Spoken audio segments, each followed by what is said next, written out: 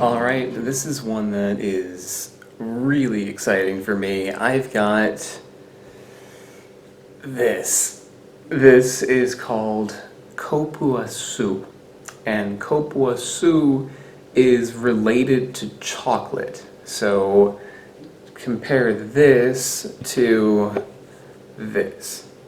Quite different. Okay, so here's the cacao pod that you take the seeds of this and you can make chocolate out of it. And if you remember in the past, actually a really long time ago, I reviewed the fruit of this. You can actually eat the fruit of the cacao. It just really isn't that substantial. It's just got like a little bit of teeny pulp around the seeds, and you can just kind of like suck the pulp off, and it tastes kind of like a very like mild melon with like a little bit of tartness to it.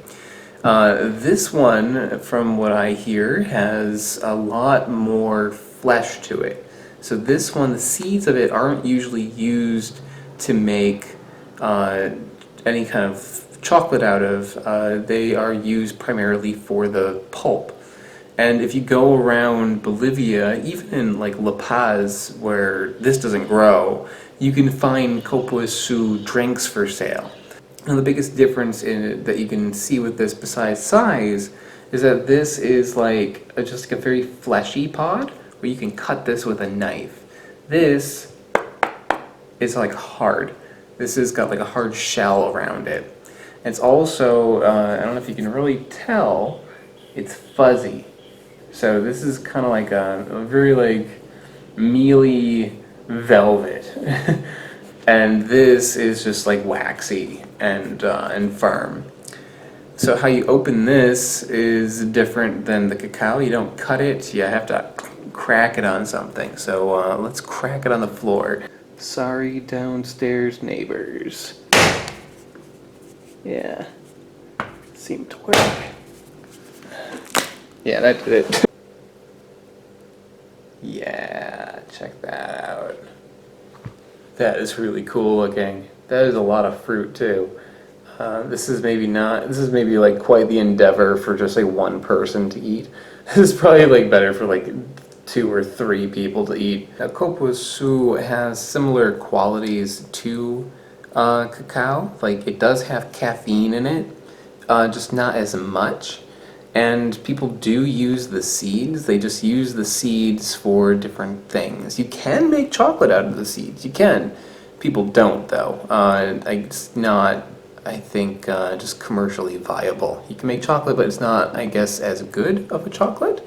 So the biggest thing that people do with the Cupuacu seeds is they actually make oil out of it. So you grind this down, separate out the oil, and I believe it's used for different kinds of like beauty products. Alright, let's go for it.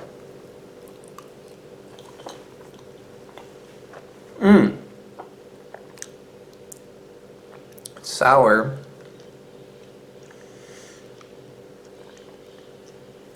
And the flesh isn't coming off the seeds. That is a powerful fruit. The biggest thing with it is that it's very tart. So eating it on its own is a little tricky because it's like it's very like shocking how sour that is. It's maybe not as sour as like a lemon, but it's close. On a level like 1 to 10, where 10 is a lemon, that's probably an 8. It's good though. The flavor is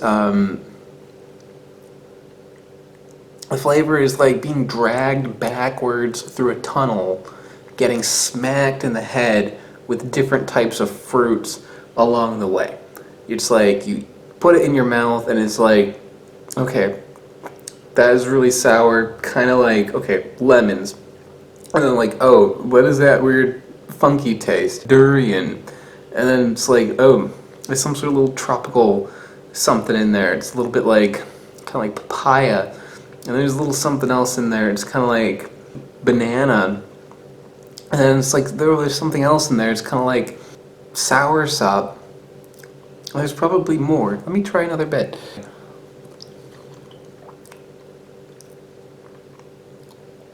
Be kind, Cupuacu. Be kind. Okay. Oh, there it is. It's like the initial taste is not that sour. And then when you get the seeds, it just like punches you in the face. I didn't mention pineapple. It has pineapple flavor to it, like a bitter pineapple. It does have a coconutty kind of flavor to it. More like the creaminess reminds me of coconut. Just to have like one fruit that has so much intricacy to it, so many different flavors, is kind of nuts, but shockingly strong.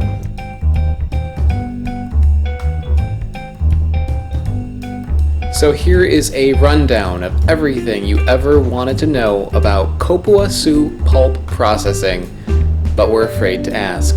The fruits are first washed in a chlorinated solution to get all of the dirt and debris off the outside.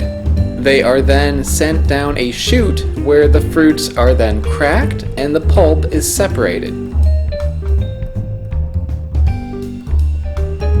The flesh is then separated from the seeds using a very large sideways KitchenAid mixer. It is then weighed and poured into little bags, which are then frozen and sent out to grocery stores all across Bolivia. The frozen pulp is meant to be blended into a delightful juice. What does that juice taste like? Well, funny you should ask. I found some Cupuacu juice, and it's more like a smoothie, because they took, I think, the frozen pulp and mixed it with water and just like blended it up like that. So let's see what it tastes like when it's been, I think there's some sugar in here too, probably. Let's see what it tastes like when it's diluted a little bit. That is really good. That is actually incredible. All those flavors are still there, but you know, just like the sugar and the water just kind of like chills it out a little bit, so it's more subtle. Tastes very like creamy, and I'm picking up like a little bit of like banana taste that I wasn't getting quite so much before. So like I think like getting rid of some of those like tart flavors brings out some of the more like mild ones a little bit. That's really good.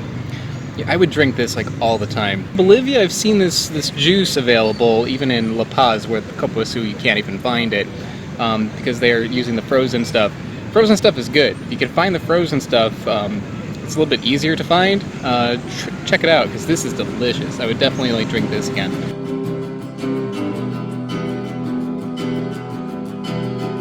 Okay, I only have 1 minute, so I have to make this fast. Guys, click the like button if you enjoyed this video. Click the subscribe button if you haven't already. Click that bell. I don't know what the bell does, but it probably gives an angel its wings, so click on it. That dislike button, don't click that one. Go to the comments, leave a comment if you have something to say. Go to this description, because in the description there is a link to my Patreon page where you can help contribute to my channel and make it grow. There's also a link to my website where you see a backlog of videos, more information, and also you can buy a t-shirt at my website now. I want to give a special shout out to the channel Smarter Every Day, because Smarter Every Day is a mega contributor on Patreon. They're really helping me out. If you like what I'm doing with fruit, check out his channel, because it basically covers everything involved in science. It's really interesting. Also around there should be a couple of videos right here. These are the videos to my next week's episode, if it's up, and last week's episode, where you can check that out. I still have 3 seconds, guys, so thank you so much. Bye-bye.